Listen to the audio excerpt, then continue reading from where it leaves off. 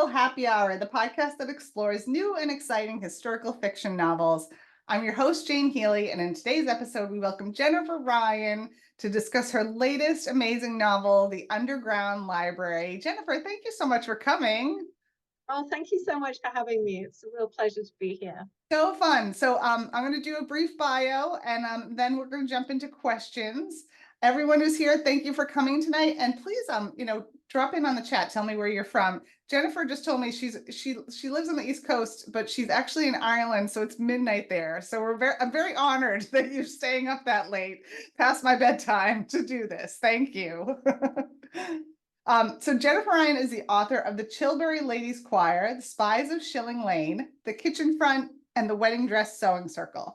Her novels have been featured in the New York Times Book Review, People, NPR, and many other outlets. She was previously a nonfiction book editor. Originally from Kent and then London, she lives in the Washington, D.C. area with her husband and 2 children.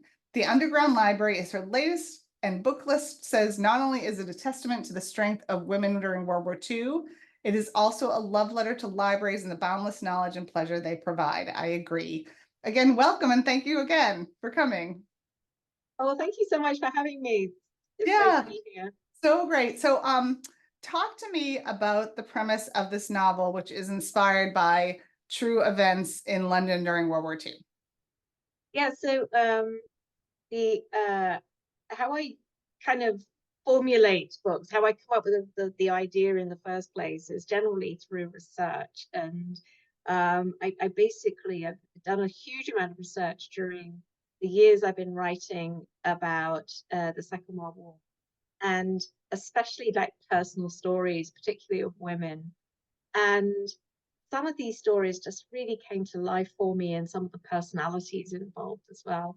And one of the stories I came across was of a library in East London that was bombed in one of the first few weeks of the Blitz, the London Blitz. And some very brave librarians decided that instead of doing what everyone was expecting them to do, which was to ship all of the books off to be stored in Wales, that they would be taken down to the local underground station where people were sheltering so that they could start a library down there. Now, they faced an awful lot of opposition from all sorts of angles. Apart from anything, people kept saying, well, surely all the books are going to go missing because you haven't got any doors. You can't put doors on an underground library. But they said, well, it's a library anyway. You know, people can take out books with a library card. So why not give it a go, and we'll see what happens. And so they did. It was a tremendous community effort, and I think that's really what I wanted to bring out in this story is, you know, during the Blitz particularly, everyone was really helping each other, and there was this big community spirit, this feeling that everyone was doing things for everyone else, you know, to try and get through the Blitz and the war as it was. And so so yes, that's partially also what the story is about, is bringing the community together, bringing the underground community together through books. That definitely came through, and it's one of the things I loved about this story. I'm a huge nerd when it comes to author's notes, of course, and I loved your author's note about all the amazing research you did. One fact that you mentioned, it's estimated that over 500,000 people used the London Underground as shelters during the war. Which I'm like, I guess that makes sense. Like, it seems like a huge number, but then, thinking about it, it makes sense. Talk about your extensive research for this novel, where you went, what you did, what you found. So first of all, I went to the library itself, which is amazing, and there's quite a lot of information there about its amazing past. There's, you know, even before the Second World War, there's stories about this place, but I won't go into that now. But so that's where it really it began, and then obviously there's various other places in London, archives and museums, and so forth, that have a little bit more detail about this. but also about the Blitz as well. I mean, the Imperial War Museum has a huge amount of information about the Blitz, and not only that, they have a lot of archives as well that you can, if you make an appointment, you can go into this huge like archive area and delve around through their system and everything. There's also the National Archives in London as well, so there's an awful lot of information there.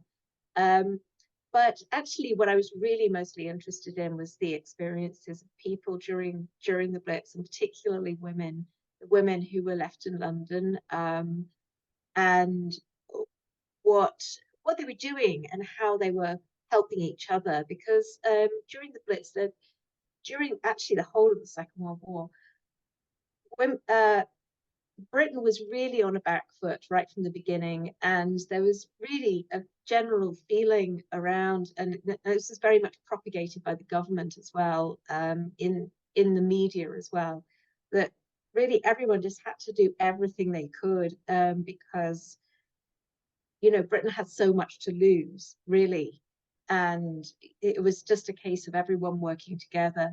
And one of the things that they really pressed for the population to do was to keep cheerful and keep very upbeat and try and help each other out and try and distract, particularly in the Blitz, try to distract people from the bad things that were happening, try to make light of things. There was this idea going around that a bomb would have your name on it, to kind of try to make it almost a fateful event that was going to happen. What will be, rather than people fretting about, oh, if I go out now, I might get hit by a bomb, or if I do this, or if I don't do that, or whatever. And it was basically a lot of these things were there to try to kind of make people feel, come to terms with it and come to terms with some of the tragedies that were happening at the time as well. And so out of this came this big community spirit as well, particularly with the women. The women were asked to join voluntary groups to help out in a big way. And one of those groups, or a couple of those groups, dealt directly with the Blitz, and clearing up the Blitz. And there was ambulances, like makeshift ambulances that were made out of old cars that had the backs kind of sawn off them. And these were driven by women who could already drive, who were quite often quite upper class women, because they were the ones who could drive. Right. And they would go out during the Blitz when the bombs were actually coming down over the streets. And there was a blackout as well, so there were no street lights because they wanted to try to disguise the cities so that the bombers couldn't see where there were people living. And so there were people doing that. There were air raid patrols who were out kind of putting out, and fire brigades as well, which were quite often manned by women, again, putting out fires that were started by the bombs, and all sorts of things that women were doing. But they so there's an awful lot of personal stories about these in journals and diaries. And there's an extensive collection of these down in the University of Sussex, where they're stored. At the beginning of the war, a couple of sociologists started something called the mass observation, where they asked the general public to write journals and diaries and send them in so that they collect them, and they would publish a newsletter every month or so, and they would, print various parts of people's diaries. And this was a big incentive to a lot of people. They wanted to see their words in print. And so I think at the beginning of the war, there was about 600 people who joined. But by the end of the war, there were about 6,000.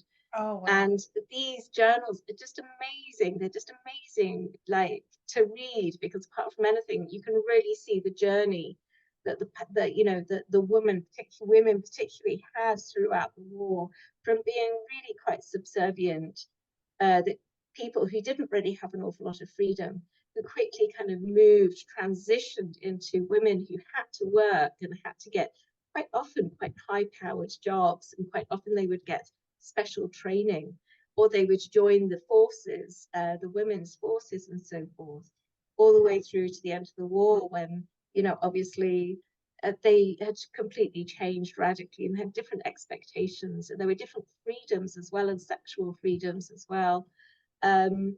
And yeah, so it's fascinating. So that was another source that I had. There's also books that are full of letters that were written at the time as well, and they're really great sources as well. I've also done a lot of interviews with old ladies, which has been, I really enjoy that part of my research. Sadly, it's harder, it's becoming harder and harder to find old ladies who were alive at a you know, at a good age at that point these days. But it's been so much fun talking to ladies about, you know, their best bits of the war. One of the most surprising things, I think, is that they all say that the war was one of the best times of their lives. Oh, wow. And the reason is because there was an awful lot of like free entertainment, like dances, and there was a lot of romance. There was a lot of, you know, the usual rules about courting and dating just kind of went out of the window during the war, because you never knew if you were going to be alive for very much longer, or if your sweetheart was being sent to the front. You know, you weren't really worrying too much.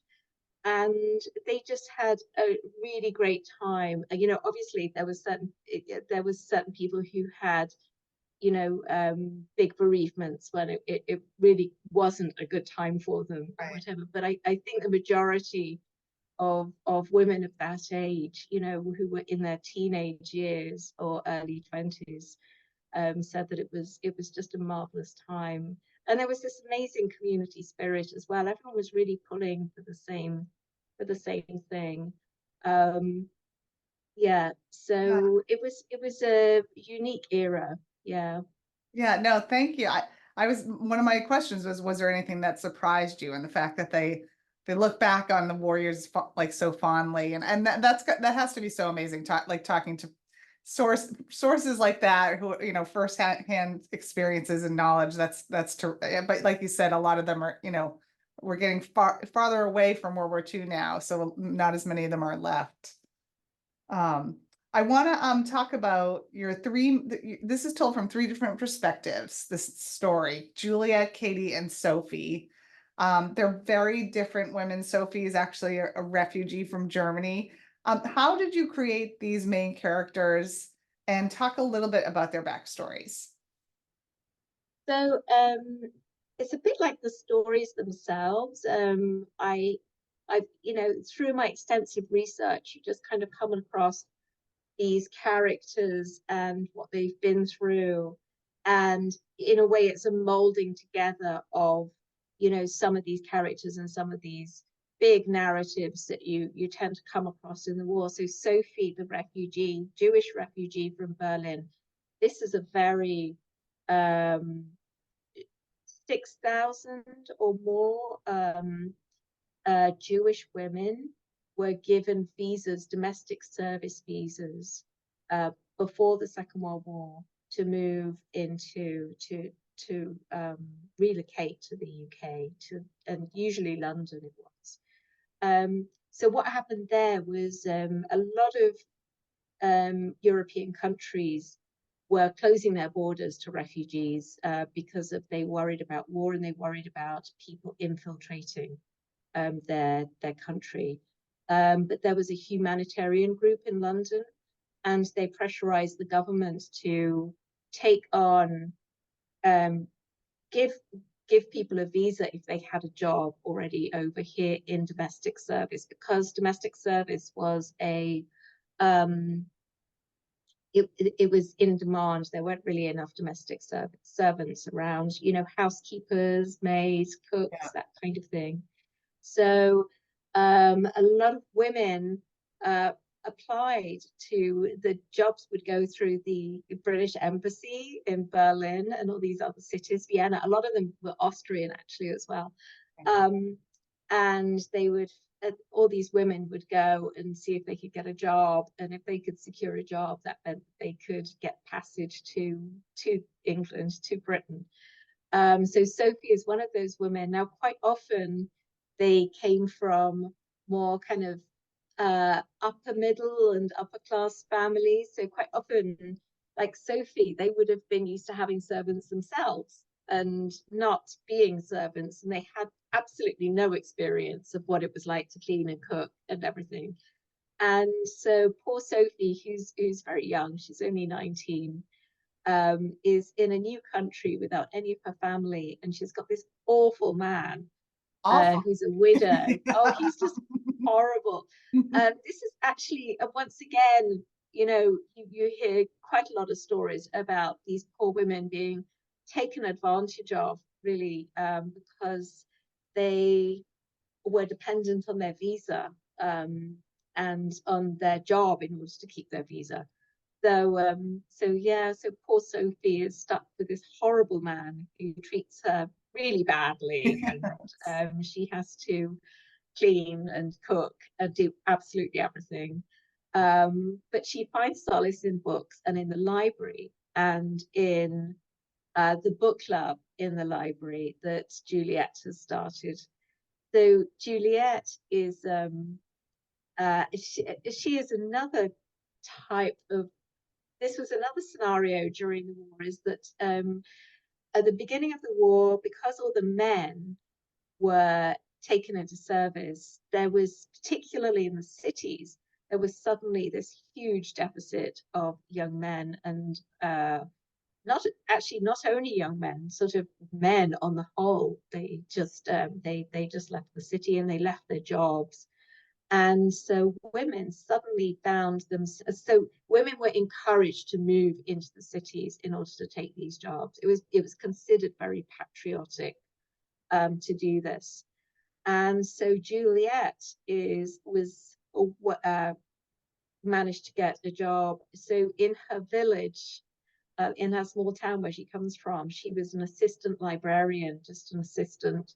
And then she managed to get a job as a deputy head librarian, which would have been unheard of before the war. Absolutely, there would be no way they would have given that job to a woman.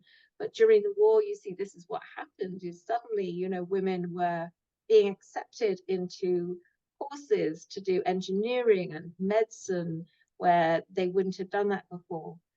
And it's quite interesting that before the war, you know, men really saw women as being really a bit fluffy, very emotional, too emotional, and not really clever enough for anything else. But as soon as the war came along and they were needed to fill the spot, suddenly it was like, oh yeah, you can train to be an engineer, and off you go. It's like no trouble at all. You'll be fine. Yeah. So anyway, off Juliet goes. Now Juliet's in her mid-20s, and off she goes into London, and yeah, so she basically has this head librarian who doesn't think that because she's a woman she should really be in this role, and then obviously the library is going to shut and everything, and it's up to her to really hold everything together. And she's got an awful lot at stake with this job because she doesn't want to go back to her parents and her fiance who's gone missing on the front line and everything. So it's all very complicated for poor Juliet, but she's the one that starts the book club. She really recognizes that people need books, you know, particularly during the war. It's a sense of connection that you get through books. It's that sense of connection, of connecting not only with the writer and with the human experience, but also with other people through book clubs, through book readings. There was readings in the library, in the underground library, all the time, so that they can really connect to a large audience. And share books with people who might not be able to read or might not want to read all the time. And so yeah, so that's Juliet. And so Katie is a schoolgirl who has been offered, she's very clever, and she's been offered a place in university. So once again, during the war, there were a lot more spaces for women in universities. So whereas normally, really not very many women go to college, during the war, the numbers went up sharply.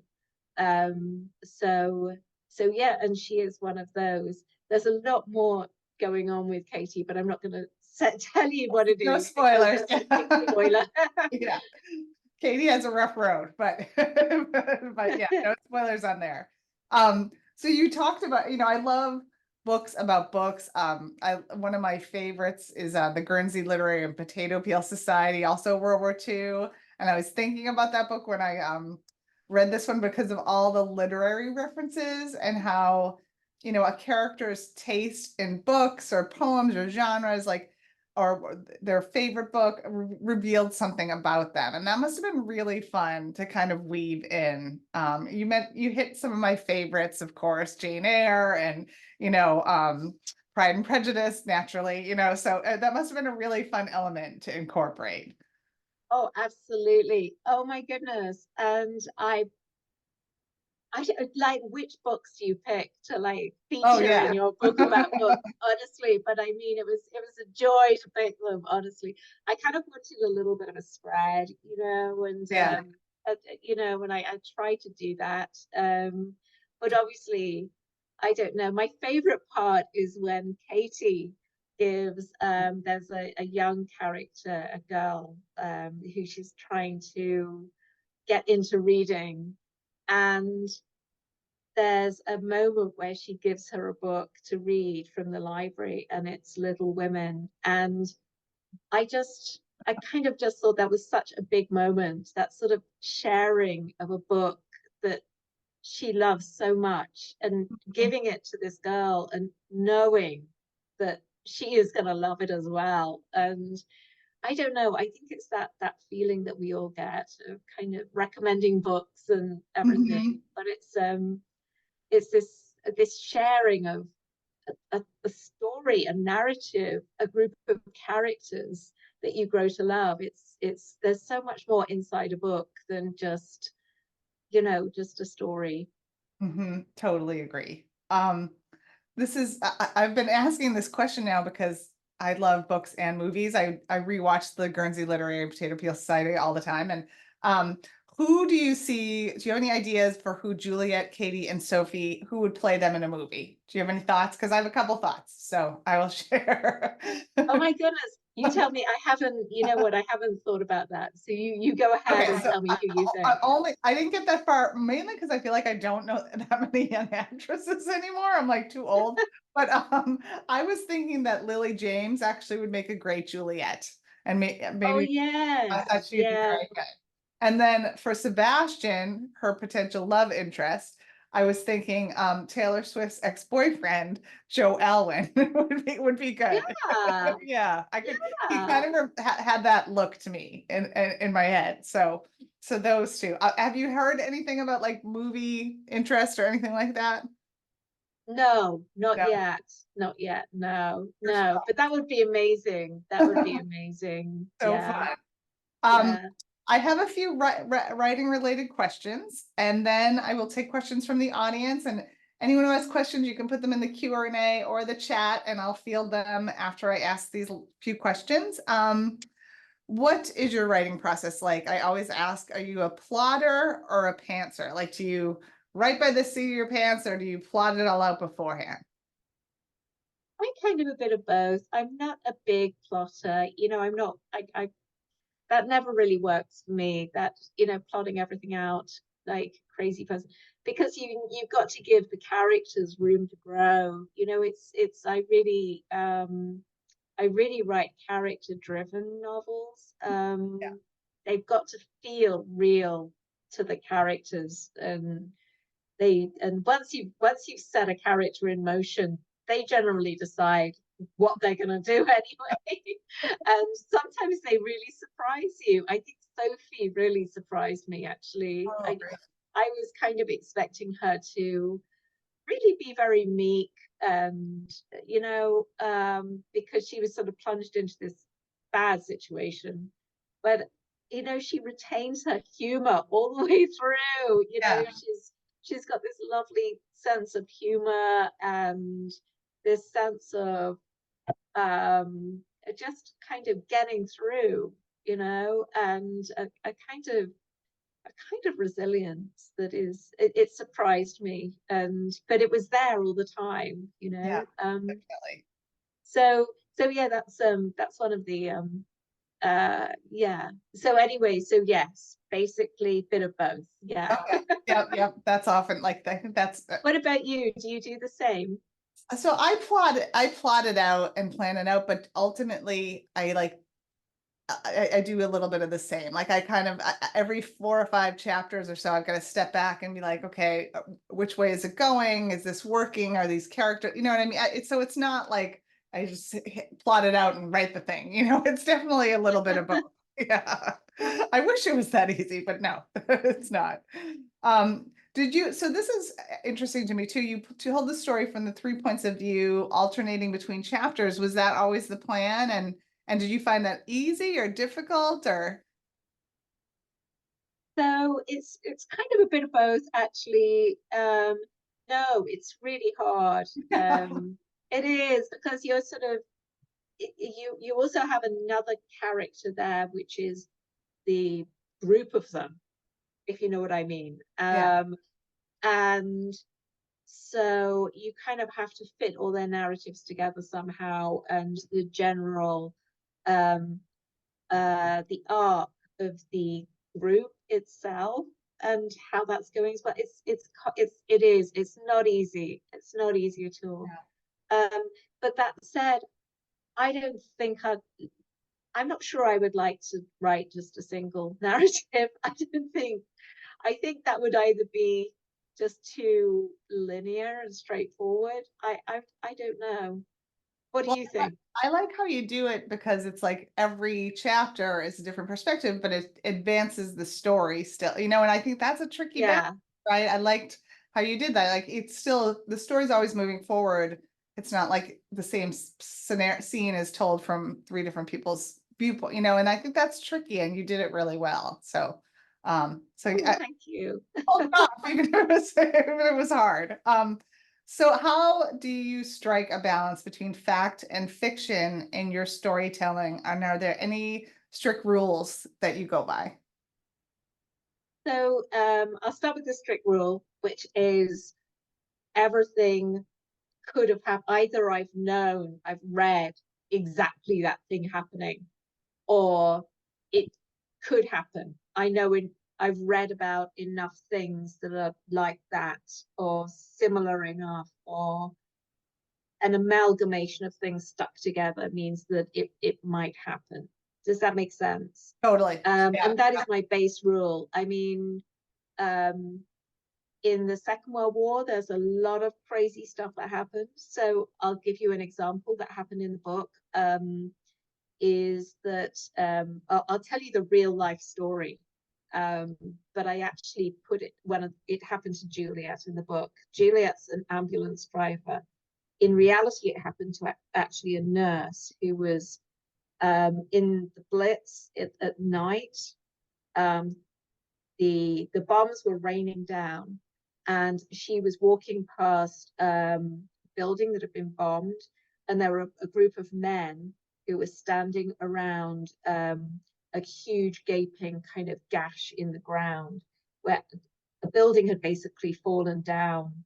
It had collapsed, and there was like this narrow passage down between the limbs of the building and the rubble, like going deep into the earth. And what happened was they looked at her and they said, "Oh, we need you because you're slim enough to go down the hole. We're not slim enough, and you are."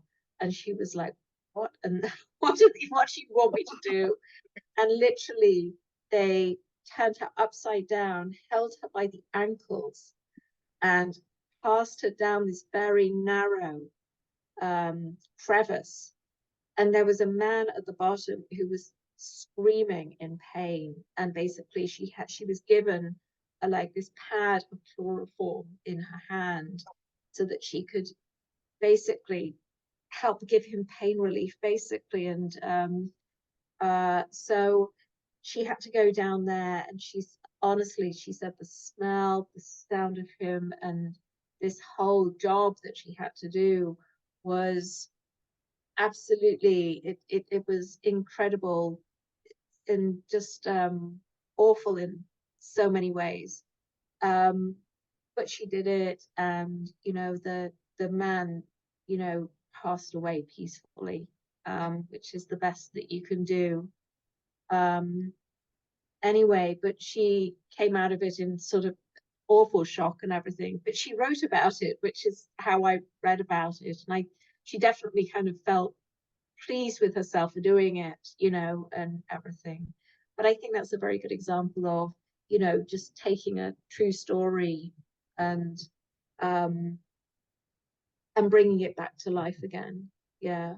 So amazing. one of the things, oddly enough, that I changed in that story is that in real life, and this I think says a lot about community spirit at the time and what people would do during the Blitz, and she had to take off her coat, obviously, in order to fit down the crevice, but she actually took off her outer clothes and went down. She was probably wearing like a slip or a petticoat or something underneath her dress, and she went down wearing that and just her underwear, and she didn't even think twice about it. She was like, this is what I need to do, and she did it. And I changed that in the book because I thought no one would believe me. No one would believe Stranger than fiction. Everyone would be like, oh wow, I can't believe that actually happened. But yeah, so I didn't have Juliet like taking off her outer, I just said, she just took off her coat. But I think that's a really good example of how that works. I don't know, I mean, in the Second World War, there are an awful lot of stories and of just bravery and, community stories as well, people coming together. And you get a really good understanding of this sense of community spirit. So during the Second World War, there was also this feeling that you had to kind of tell jokes a lot, and you had to keep smiling and keep cheerful, because that was how we were going to get through this, was just by keeping cheerful. And my grandmother used to tell all these funny stories about the Second World War. And at the time, I just thought, oh, my grandmother's just really funny, But since then, I've worked out that because I interviewed all these old ladies, and they all had funny stories about the Second World War. And it was because that's kind of part and parcel of how they got through the war, was by telling these very funny stories. And when something happened, they would just remember it so that they could cheer people up with another funny story. Things like, so my grandmother belonged to a choir, and when a friend of theirs was in hospital because she'd been injured during a bomb raid, they went to visit her, and they sang so badly that, and they sang badly on purpose. They were like hamming it up, and they sang so badly that the choir was, the matron in charge came down and told them that they had to go and sing for every single ward in the entire hospital so that they could cheer everybody up with their bad singing. Oh, I love that. That's an excellent story. Yeah, but there was a lot of stories, and it was sort of like cheering people up, and they were always trying to kind of spin everything so that it was kind of like, look on the bright side, which is once again, I think, another reason why people look back fondly in those times, because it was, people would cheer more cheerful, I think. Yeah. Right. Just to survive and stay sane. And exactly. Yeah. Bright red lipstick was all the rage, and it was encouraged by the government, and by the press, because the idea was to keep cheerful and for women to look good, you know, even when they're wearing their uniforms, to put on the red lipstick, and it shows that you're out there and doing your bit and doing it in a positive way. Yeah, yeah, amazing. And before I take questions, last question, writing related question. There's a lot of aspiring writers on here, aspiring authors. What's your best advice for them? Keep going on the same project. Yeah, yes, finish the project, right? Yeah. Yeah. Finish it and then edit it and then edit it again and edit it. I don't know, it feels like you're you know, investing an awful lot of time and energy into one thing, but you're I don't know, I think I kept, because it takes so long to write a novel. So I think I started writing novels when I was in my 20s. I think that was when my first one was like, but honestly, I never finished any of them, because I'd get about halfway through and then I'd have what I thought was a better idea. Because it's hard. It's too And I hard to would finish. set that one to one side and I would look at the one which is the better idea. But actually, that's not that's not the way to go about this. This is like you have to be ready to invest and see where it takes you. Right. Yeah. Well, even now, I like if I'm mid draft or something, I'm like, oh, shiny new idea. I want to but you got to stick with you got to stick with the manuscript and finish it, or you can't do anything with it. So I think that is excellent advice. What's the best way that readers can find out what's happening with you? I want to hold up the book because I know you're not home. Beautiful cover, and you have a great. I've got one here. This is Oh the yeah. actual. Oh yeah, It's this the is the actual one. advanced That's the galley. I have this special advanced reader copy. I loved getting it in the mail. You have a wonderful book club packet on your website. I loved that. I went through that as well. So book club people, you know, Jennifer has a great book club packet with questions and all this cool stuff. So I wanted to mention that, and it is a beautiful cover, Sharon. What is the best, like, how do you prefer readers like stay in touch with you? Newsletter, like, you know, Instagram? Is there a certain social media you like, or? So if you go onto my website, there's a place where you can submit like messages, and Oh, okay. that just comes directly into my email box. Oh, So perfect. that is, I'm a real old-fashioned email person. You know what, I get to social media every so often, but I'm not on it every second moment. Good for you. But I do get to my Facebook page, you know, and Instagram as well, and sometimes X as well too, but less so. I'd say Facebook and Instagram much more. I know. I think I used to see you on Twitter when it was Twitter. Like it used to be a really nice author, like literary community on there, and it's changed a lot in the past couple of years. So, but yeah, I remember. Yeah. Okay. So questions. Mary Quinn asks, do you have any relatives who went through the Blitz? I do. So my grandmother, Oh, that was your grandmother. Okay. Yeah. Yeah, my grandmother was in it. And but it's not only that. So like everyone, when I was growing up, people were still talking about it, you know, and you could still see the remnants in London. You know, there were still bombed out buildings when I was growing up as well. And but it was just so close in memory. And yeah, so it was, if people would discuss, I mean, it would just come up in conversation a lot, you know, if I had like particularly older relatives, you know, aunts and uncles and, you know, everything. My grandmother seemed to like, there was a bunch of like great aunts that we always had to go and visit. Oh, that's funny. The book, Rosemary Sheen asks, is this out in Audible or audio format?